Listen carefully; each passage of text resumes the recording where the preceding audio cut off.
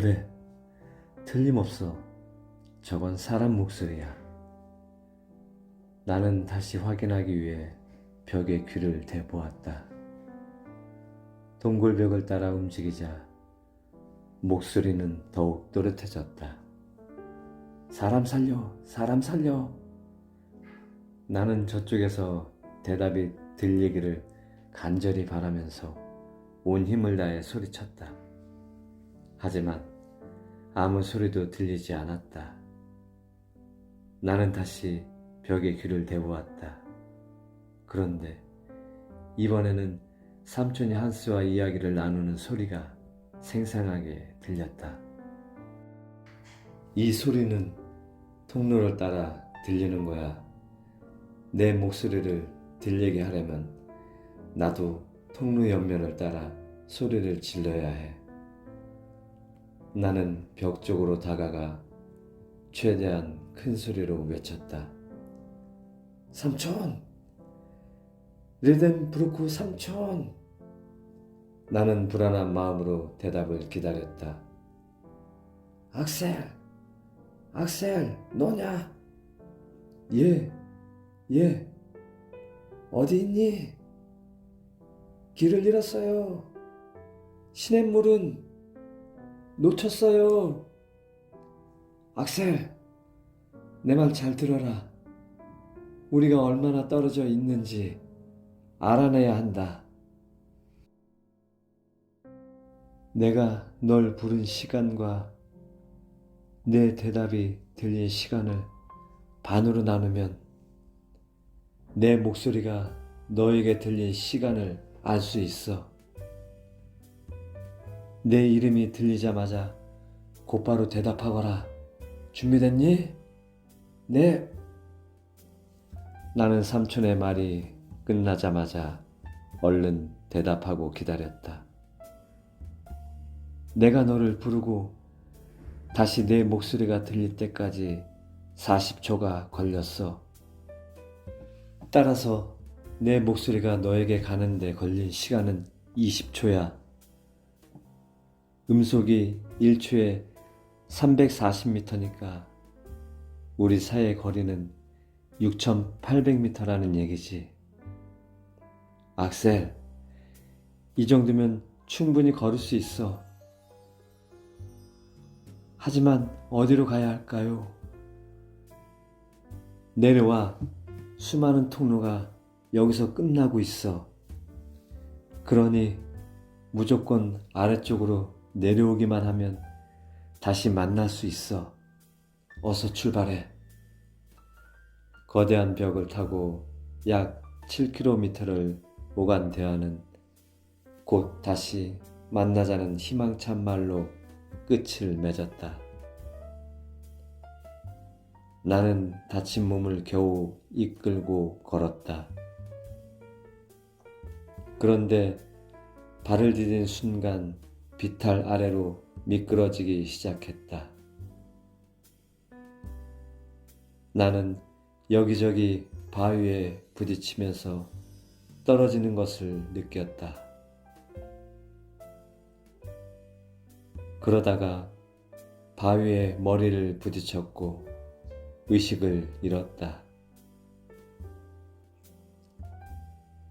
눈을 떴을 때 삼촌이 나를 내려다보고 있었다. 살았구나. 살았어. 한스도 다가와 내 얼굴을 조용히 바라보았다. 안녕, 한스? 삼촌? 그런데 여기가 어디예요? 내일 다 말해주마. 지금은 아무것도 묻지 말고 잠을 자렴. 나는 기력이 하나도 없었다. 눈이 저절로 감겼다. 다음 날 삼촌의 말에 따르면 나는 수직에 가까운 동굴을 돌덩이들과 함께 굴러 떨어졌다고 한다. 다행히 커다란 암석 조각을 타서 미끄러져 무사히 삼촌의 품으로 왔다는 것이다.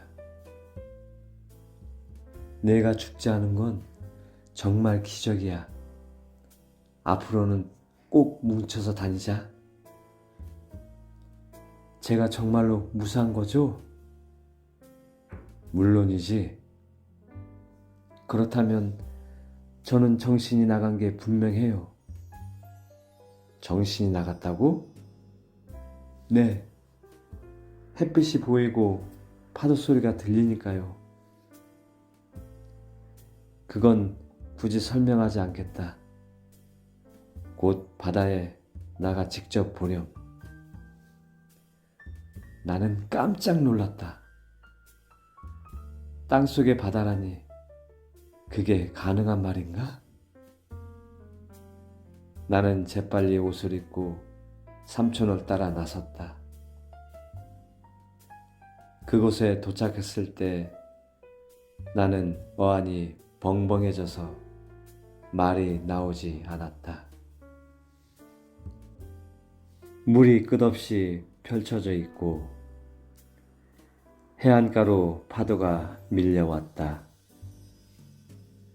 그것은 지상의 바다와 같이 진짜 바다였다. 게다가 높이를 알 수 없는 거대한 천장 아래 구름이 가득했고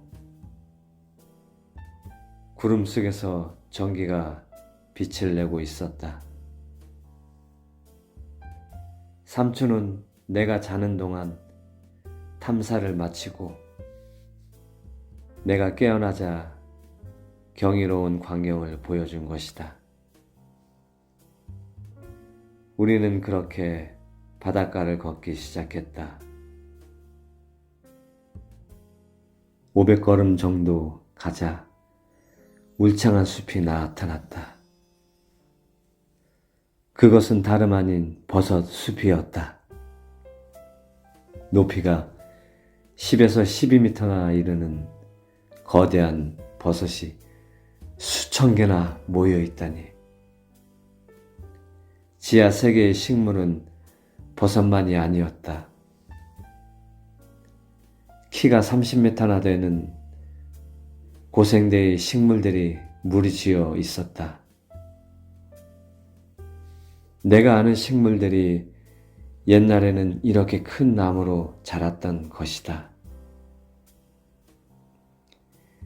이곳은 그야말로 거대한 온실이었다. 조금 더 깊이 들어가자 이번에는 동물들의 뼈가 모래사장 위에 흩어져 있었다. 갑자기 이런 동물들이 숲속에 있다고 생각하자 덜컥 겁이 났다. 땅속의 바다나 육지에는 동물이 살지 않아. 하지만 이 바다에 물고기가 살고 있을지도 모르잖아요. 글쎄다. 뗏목을 타고 나가보면 알겠지. 뗏목이라고요? 설마 바다를 건널 생각은 아니시죠? 나는 여행을 계속할 거다. 건너편 해안에 틀림없이 통로가 있을 거야. 이 넓은 바다에 과연 끝이 있을까? 나는 삼촌의 대답을 의심하면서 주위를 둘러보았다. 그때 모래사장에 반쯤 완성된 뗏목이 보였다. 한스가 특이한 나무를 이어 뗏목을 만들고 있었다. 삼촌은 그 나무가 소나무, 전나무 등의 침엽수가 바닷물에 의해 돌처럼 딱딱해진 나무 화석이라고 알려주었다. 뗏목은 이튿날 저녁에 완성되었다. 바다에 뜬 뗏목 위에 식량과 짐, 기구, 무기, 신선한 물을 실었다. 뗏목을 묶었던 밧줄을 풀자 우리는 빠르게 바다로 나아갔다. 떠나면서 삼촌은 그 바다를 리덴브루크 해 뗏목을 댔던 곳을 그라우벤 항이라 이름 붙였다. 마침내 바다 끝에 도착했어. 앞으로는 육로로 여행을 할 거야. 그리고 지구의 핵심으로 들어가는 거지. 해안으로 가보니 바위에 부딪혀 무사할 리 없는 짐들이 가지런히 정돈되어 있었다. 비록 무기는 잃었지만 화약이 남아 있었고 각종 기구와 연장, 식량도 그대로였다. 나는 아침을 먹으면서 삼촌에게 여기가 어디쯤인지 물었다. 폭풍이 몰아쳐서 정확하게 계산하기는 어렵지만 우리는 최소한 1200km를 더 왔어. 그렇다면 아이슬란드 레이캬비에크에서 약 3600km를 온 거야. 정말 멀리도 왔군. 하지만 이건 일정한 방향을 유지했을 때의 이야기야. 삼촌은 나침반을 꺼내 방향을 확인했다. 그런데 바늘을 들여다보더니 눈을 비비고 다시 보았다. 삼촌은 무척 당황한 표정을 지었다. 나는 얼른 나침반을 살펴보았다. 바늘은 북쪽을 가리키고 있었다.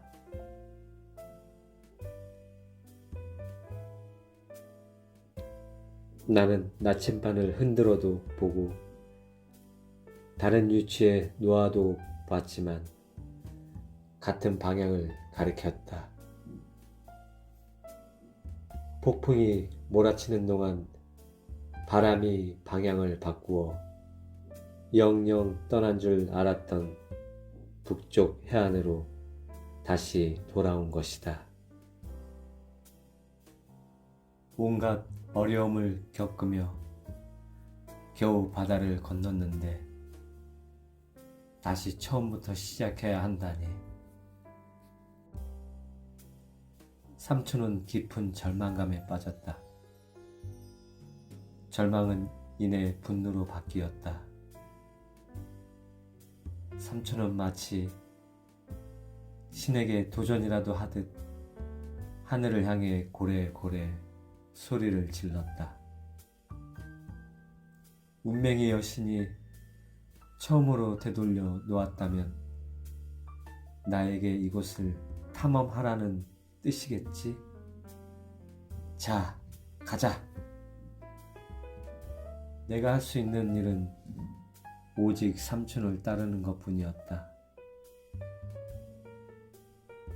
우리는 북쪽 해안으로 돌아오기는 했지만 출발점이었던 그라우벤 항으로 오지는 않았기 때문에 새로운 곳을 조사하는 것은 당연한 일이었다. 삼촌과 나는 주변을 살펴보기로 했다. 한스는 남아서 부서진 뗏목을 수리하기로 했다. 해안을 따라 얼마쯤 걸었을 때 눈앞에 들판이 나타났다. 그냥 들판이 아니라 뼈로 이루어진 거대한 들판이었다. 그곳에는 메가테리움, 로피오돔, 마스토돔 등 태고의 동물들이 자신의 흔적을 남긴 채 우리를 기다리고 있었다. 삼촌은 환호성을 지르며 뼈의 들판을 가로질렀다. 그러다가 갑자기 걸음을 멈추고는 떨리는 목소리로 외쳤다. 악셀! 악셀! 이건 사람이야. 사람이요? 그것은 분명 사람의 몸이었다. 어떤 이유로 수세기 동안 썩지 않고 보존되었는지 알 수는 없지만 어쨌든 시체는 살아있을 때와 똑같은 상태였다. 양피지처럼 팽팽한 피부, 잘 보존된 치아, 꽤 많이 남아있는 머리카락, 긴 손톱과 발톱까지 갖춘 미라였다. 나는 너무 놀란 나머지 입을 다물지 못했다. 우리는 미라를 바위에 기대어 세워놓았다. 삼촌은 리덴브로크 교수를 돌아가 상상 속 학생들에게 강의하기 시작했다. 여러분, 신생대 제4기의 인간을 소개하게 되어 매우 기쁩니다. 몇몇 학자들은 제4기의 인류가 존재하지 않았다고 주장합니다. 그러나 여기 제4기의 미라가 있습니다. 이 미라는 키가 180cm 미만이고 광대뼈가 별로 발달하지 않았습니다. 추측하건대 이 미라는 아리아인이라고 감히 말하겠습니다. 하지만 이 화석인간이 어떤 경로로 여기에 들어왔는지는 모릅니다. 어쨌든 이 사람은 여기에 있고 자기 손으로 만든 물건들에 둘러싸여 있습니다. 돌도끼와 부싯돌은 석기 시대를 대표하는 유물이지요. 이 사람이 관광객이 아니라면 진짜 고대 인류인 것은 의심할 수 없습니다. 삼촌은 교수다운 말투로 미라에 대해 설명했다. 사실 삼촌의 말이 옳았다. 화석이 된 인체는 뼈의 들판에 하나만 있는 것이 아니었다. 우리가 걸음을 옮길 때마다 다른 미라들이 나타났다. 여러 세대에 걸친 인간과 동물이 이곳에 뒤섞여 있는 광경을 그야말로 놀라웠다. 이 사람들은 죽은 뒤에 지각 변동으로 이 해안에 내려왔을까? 아니면 우연히 들어와 지하 세계에서 평생을 보냈을까? 이 땅속에서 태어나고 죽은 것일까? 어쩌면 바다 괴물뿐만 아니라 고대 인간도 이 바닷가를 어슬렁거리는 건 아닐까? 나는 머릿속이 복잡했다. 뼈로 덮인 들판은 얼마 동안 더 걸어가자 거대한 숲이 나타났다. 그라우벤항 근처에서 보았던 버섯 숲과는 전혀 다른 모습이었다. 종려나무, 야자나무, 소나무, 주목 등 거대한 나무들이 위험을 뽐내고 덩굴 식물들이 나무들과 뒤엉켜 있었다. 이곳 나무들은 태양이 없기 때문인지 하나같이 바랜 갈색을 띠고 있었다. 삼촌과 나는 용감하게 숲속으로 들어갔다. 그러나 나는 얼마 못 가 걸음을 멈추고 삼촌을 잡아당겼다. 나무 아래를 어슬렁거리는 거대한 형체를 보았기 때문이다. 그것은 살아있는 마스터돈 물이었다. 기다란 코가 나무 아래서 이리저리 움직이고 있었다. 하지만 삼촌은 내 팔을 붙잡고 끌고 가려고 했다. 안 돼요. 동물들이 우리를 공격하면 어떡해요. 우리는 무기도 없어요. 악셀, 살아있는 동물이 또 있어? 우리와 비슷한 동물, 인간 말이야. 나는 깜짝 놀라며 삼촌이 가리키는 쪽을 바라보았다. 그곳에 정말로 사람이 있었다. 거대한 동물들을 지배하는 거인이었다. 거인은 나뭇가지에 손을 쥐고 마스터돈 떼를 몰고 있었다. 우리는 너무나 충격적이어서 멍하게 서 있었다. 그러다가 문득 거인이 우리를 발견하고 공격할지도 모른다는 생각이 들었다. 도망쳐요! 나는 삼촌을 끌면서 소리쳤다. 삼촌은 아무런 반항도 하지 않았다. 벌써 여행에서 돌아온 지 여러 달이 지났고 지금 나는 평화를 찾았다.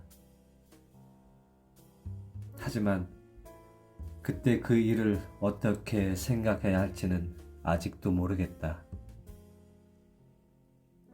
오랜 탐험으로 피곤해서 헛것을 보았을 수도 있고 인간이 아니라 인간과 비슷한 동물, 가령 원숭이였을 수도 있다. 살아있는 인간이 지구 속에서 살고 있다니 그런 일은 결코 있을 수 없다.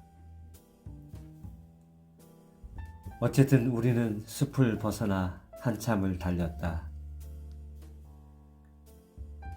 우리가 도착한 곳은 지금껏 한 번도 와 본 적이 없는 곳이었다. 그라우벤 항과 비슷한 풍경이었지만 분명 낯설었다. 삼촌도 나처럼 의아해하고 있었다. 뗏목이 출발점으로 온 게 아닌가 봐요. 폭풍에 밀려서 출발점보다 조금 아래에 닿는 게 분명해요. 우선 뗏목으로 돌아가는 게 좋겠다. 그런데 여기가 어디지? 한스가 뗏목을 수리하던 곳이 저기 같은데, 아, 우리가 왔던 길에 흔적이 있어요. 저기 삼촌 칼이 떨어져 있어요. 나는 모래사장 위에 있던 칼을 주워 삼촌에게 건넸다. 그건 한스의 칼일 거야. 아마 모르고 떨어뜨렸겠지. 나는 조용히 고개를 저었다. 한스는 결코 이런 칼을 지니고 있지 않았다. 삼촌은 칼을 다시 자세히 들여다보았다. 이 칼은 16세기에 만들어진 단검이야.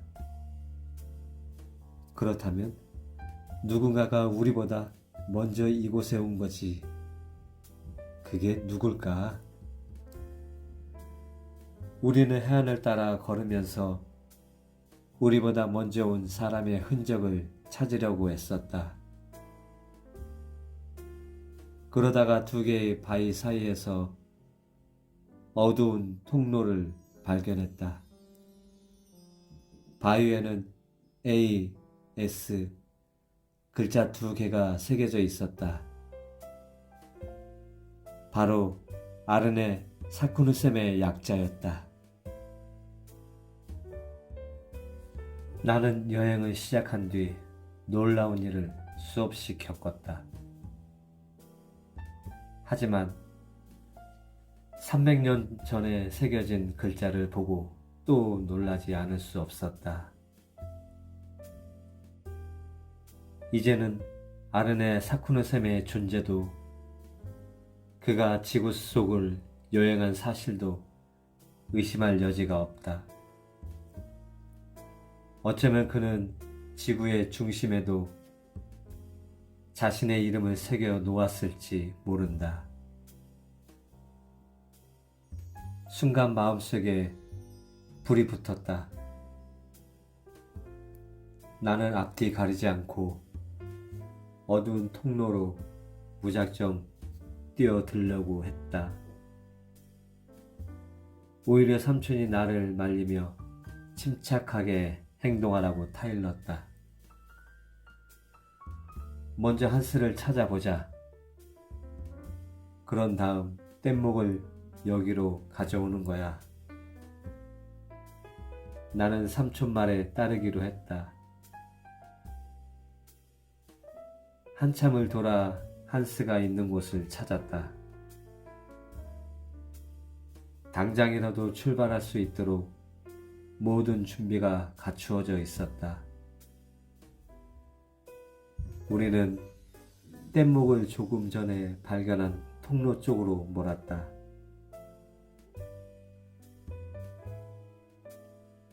통로 근처 바다에 도착하자 삼촌과 나는 뗏목에서 내려 통로 안을 살펴보기로 했다. 그곳은 과거 용암이 뚫고 지나간 천년 동굴이었다. 그런데 대여섯 걸음 들어가자 거대한 바위가 앞을 가로막았다. 이럴 수가. 나는 낙담하여 소리를 질렀다. 아무리 보아도 길은 전혀 없었다. 나는 땅바닥에 털썩 주저앉았다. 사쿠네쌤은 어떻게 간 거죠? 이 통로는 갑자기 막힌 게 분명해. 그가 다녀간 후에 이 돌덩어리가 바닥으로 떨어져 통로를 완전히 막은 거지. 곡괭이로 길을 내면 어떨까?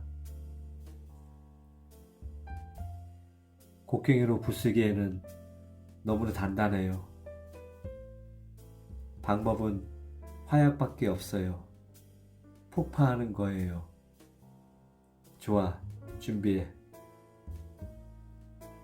한스가 곡괭이로 바위에 구멍을 뚫는 동안 우리는 긴 도화선을 만들었다. 그런 다음 구멍에 화약을 채우고 도화선을 통로 밖으로 끌어냈다.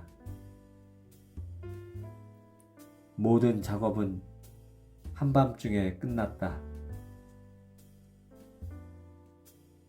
다음 날인 8월 27일은 우리의 지하 여행에서 가장 중요한 날이었다.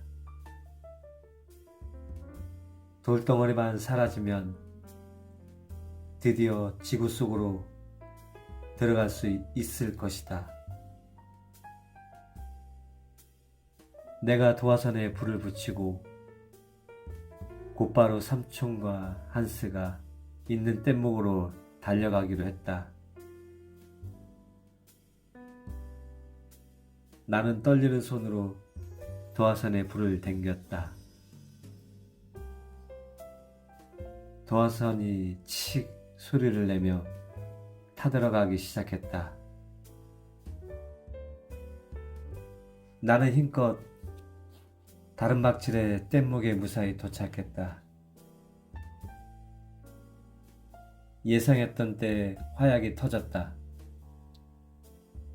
실제로 폭발 소리를 들었는지는 기억나지 않지만 바위가 커튼처럼 쫙 갈라지면서 깊이를 알 수 없는 구덩이가 입을 딱 벌린 것을 보았다.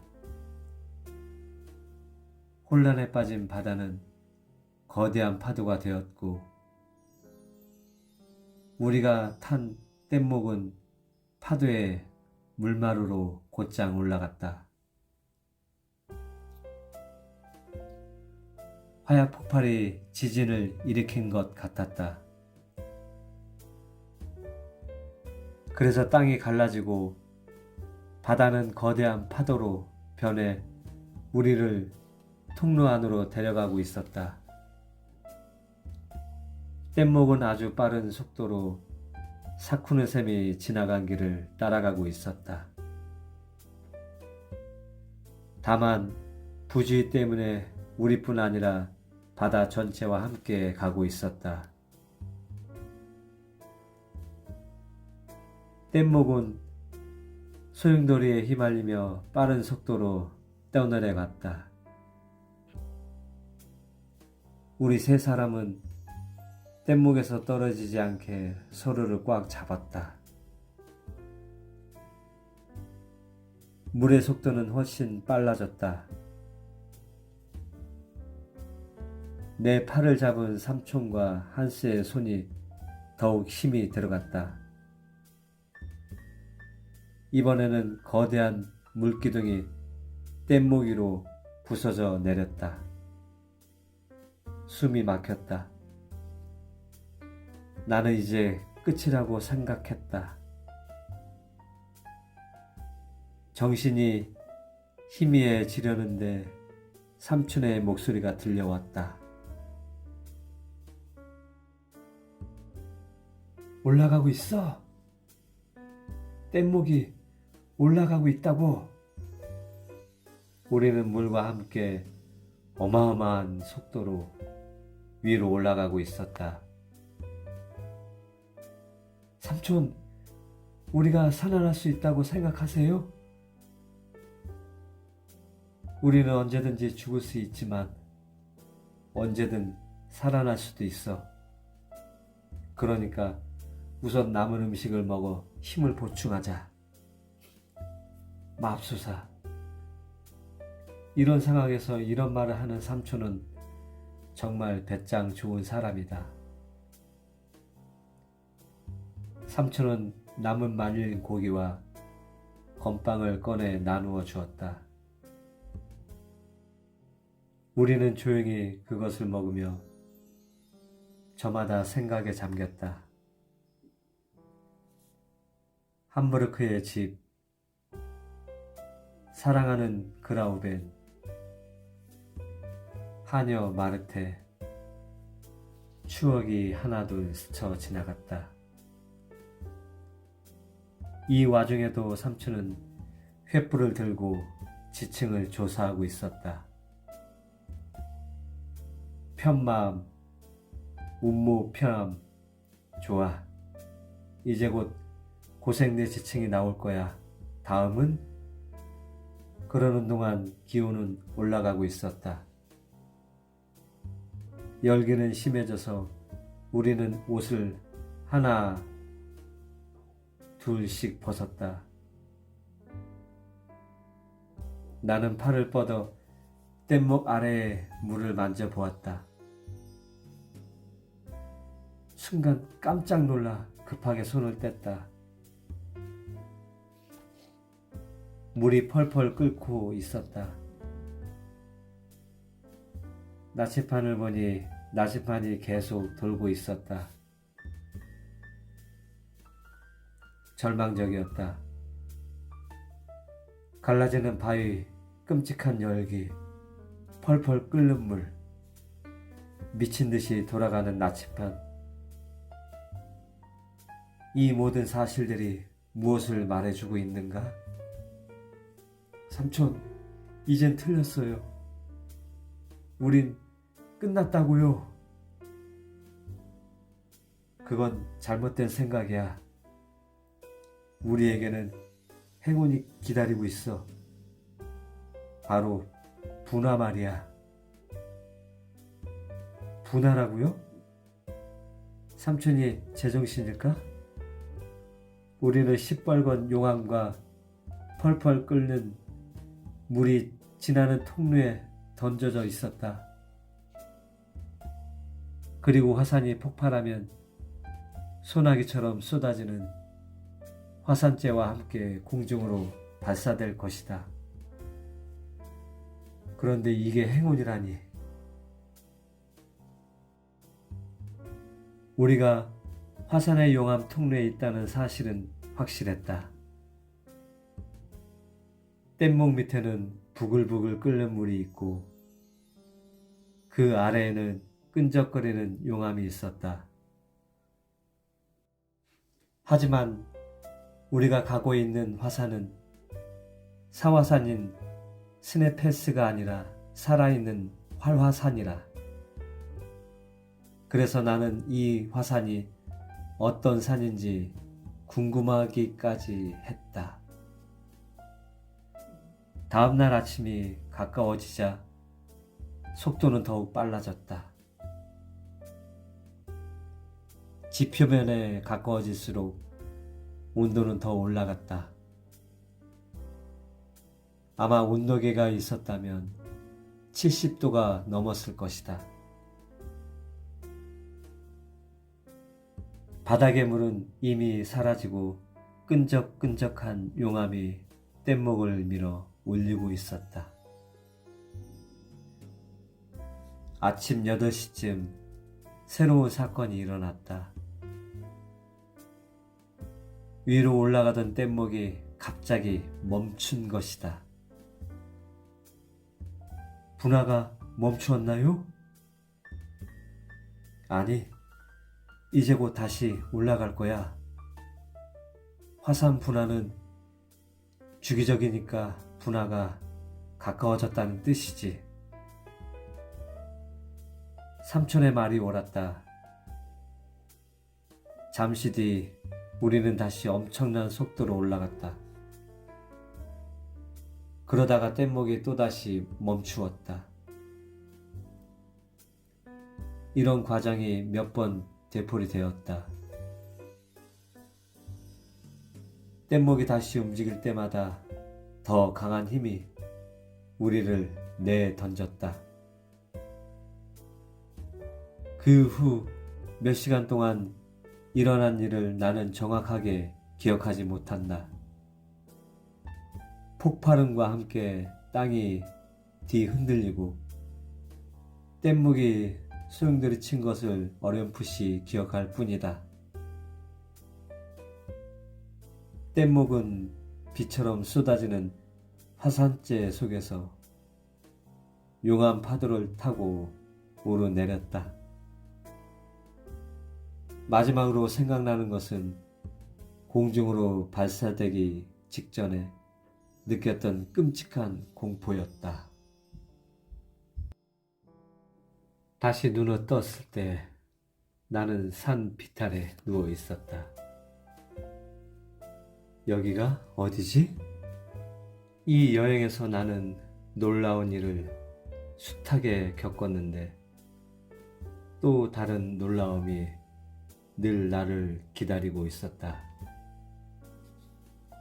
나는 눈을 떴을 때 북극의 창백한 하늘 아래 있는 줄 알았다. 그런데 예상과 다르게 뜨거운 햇살이 내리쬐고 있었다. 확실히 아이슬란드처럼 보이지는 않는군. 우리는 여기가 어디인지 알아내려고 주위를 둘러보았다. 조금 떨어진 곳에 화산 분화구가 있었다. 분화구에서는 화산재와 용암이 뒤섞인 불기둥이 솟아오르고 있었다. 산기슭은 올리브와 무화과나무, 포도나무로 덮여져 있었다. 초록빛 나무들 너머에는 아름다운 바다가 펼쳐져 있고 작은 항구와 집 몇 채도 보였다. 바다에는 돛대를 단 배들이 여기저기 있었다. 이런 광경을 보게 될 줄은 꿈에도 생각하지 못했기 때문에 더욱 멋지고 아름다웠다. 이 산이 어떤 산인지 모르겠지만 분화가 계속되고 있어. 그러니 어서 내려가서 여기가 어디인지 알아보는 게 좋겠다. 우리는 화산을 내려와 아름다운 시골 마을로 갔다.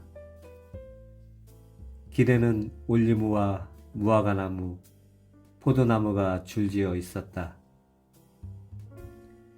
우리는 포도를 따먹고 시원한 샘물을 마시며 잠시 쉬었다.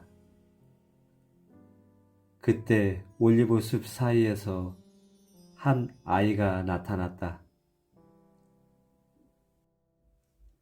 아이는 다 떨어진 옷차림에 지저분한 우리들을 보고 깜짝 놀란 것 같았다. 삼촌은 아이를 달랜 다음 독일어로 물었다. 얘야, 이 섬의 이름이 뭐니? 아이는 대답하지 않았다. 삼촌은 영어로 똑같은 질문을 했다. 이번에도 아이는 대답이 없었다. 여러 언어를 할 줄 아는 삼촌은 프랑스어로 같은 질문을 했다. 아이는 여전히 묵묵부답이었다. 삼촌은 약간 짜증을 내며 이탈리아로 물었다. 아이는 올리브 사이로 휙 달아나면서 대답했다. 스트롬볼리, 스트롬볼리. 우리는 지중해 한복판에 와 있었다. 그리고 저 산은 무시무시한 에트나 산이었다. 아, 얼마나 놀라운 여행인가. 우리는 아이슬란드 스네페스 산으로 들어가서 이탈리아 에트나 산으로 나온 것이다. 우리는 멋진 여행에 감격하며 스트롬볼리 항구로 갔다. 우리가 어떻게 이 섬에 도착했는지는 아무에게도 말하지 않았다. 우리는 불쌍한 조난자 행세를 했고 어부들은 그런 우리를 따뜻하게 맞아 주었다. 나는 우리의 생명을 여러 번 구해준 한스에게 진심 어린 악수를 청했다. 그 순간 한스는 지금까지 한 번도 보이지 않았던 감정을 드러냈다. 손가락 끝으로 내 손을 가볍게 쥐면서 싱긋 미소를 지은 것이다. 한편 삼촌은 리덴부르크 교수로 돌아가 나치판 문제로 고민하고 있었다. 그런데 나치판은 어떻게 된 거지? 나치판은 분명히 북쪽을 가리키고 있었는데 우리는 남쪽으로 내려왔어. 도대체 이유가 뭘까? 사실 그것은 어떤 방법으로도 설명할 수 없었다. 그 후로도 나치판은 삼촌과 나를 내내 괴롭혔다.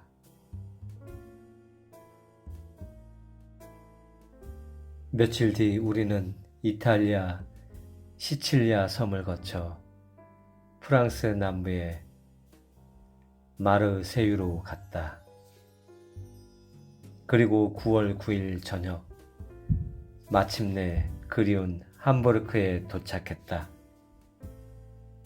그라우벤이 눈물을 흘리면서 나를 반겼다.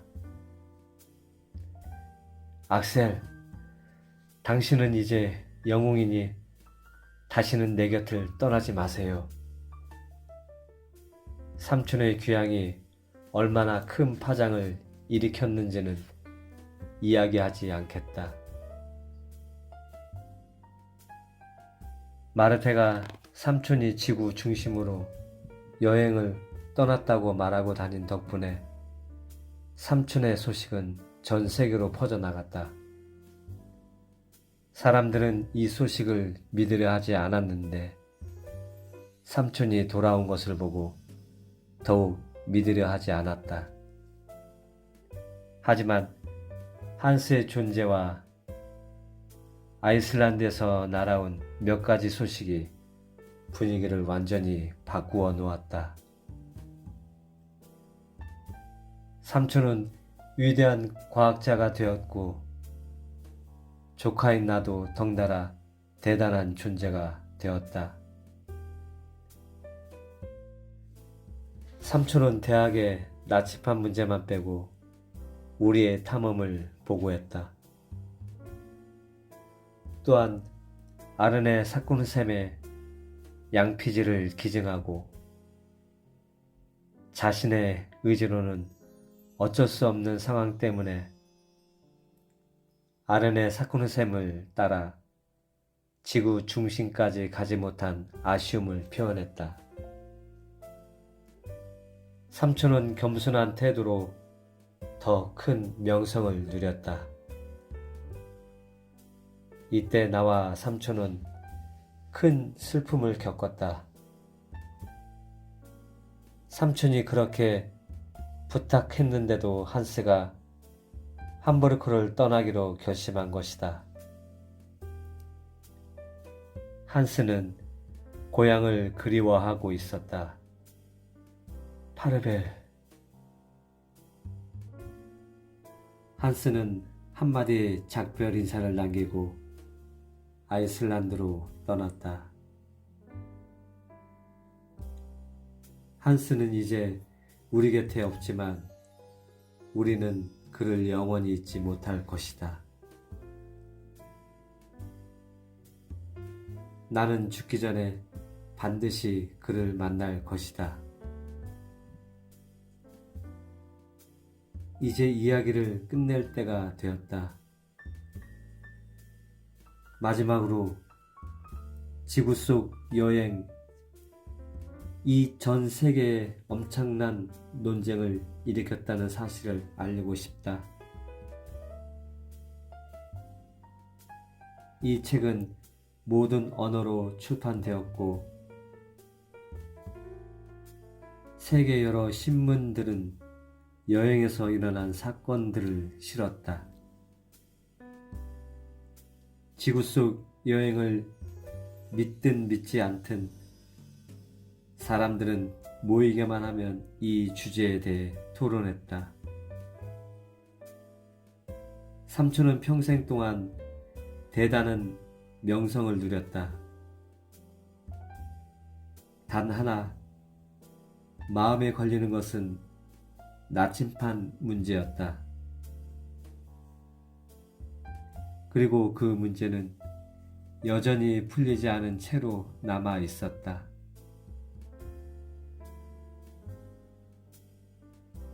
설명할 수 없는 현상은 과학자에게 고통을 안겨 주었다. 나는 어느 날 삼촌의 서재에서 광물 표본을 정리하다가 문제의 나침판을 다시 발견했다. 나침판은 자기가 어떤 고통을 주었는지 모르고 6달 동안 구석에 처박혀 있었다. 나는 나침판을 꺼내 조용히 살펴보다가 무엇인가 깨닫고는 서둘러 삼촌을 불렀다. 무슨 일이냐? 나침판 바늘이 북쪽이 아니라 남쪽을 가리키고 있어요. 도대체 무슨 소리야? 보세요. 남쪽과 북쪽이 뒤바뀌었어요. 삼촌은 나침판을 들여다보고 재빨리 다른 나침판과 비교해 보았다. 그럼 우리가 아르네 사쿠르셈의 약자가 새겨진 바위에 도착했을 때 나침판 바늘은 북쪽이 아니라 남쪽을 가리키고 있었던 거야? 그럼 우리가 방위를 잘못한 것도 이해가 된다. 하지만 무엇 때문에 남극과 북극이 바뀌었을까? 리덴부르크에서 폭풍을 만났을 때 불덩어리가 뗏목에 있는 쇠붙이를 몽땅 자석으로 만들었어요. 그래서 우리 나침판의 극이 바뀐 거죠. 아, 모두 전기가 저지른 장난이었다. 우리는 크게 웃음을 터뜨렸다. 그날 이후 삼촌은 세상에서 가장 행복한 과학자가 되었다. 그리고 나는 세상에서 가장 행복한 남자가 되었다. 그라우벤이 나의 아내이자 삼촌의 조카 며느리로 우리 가족이 되었기 때문이다.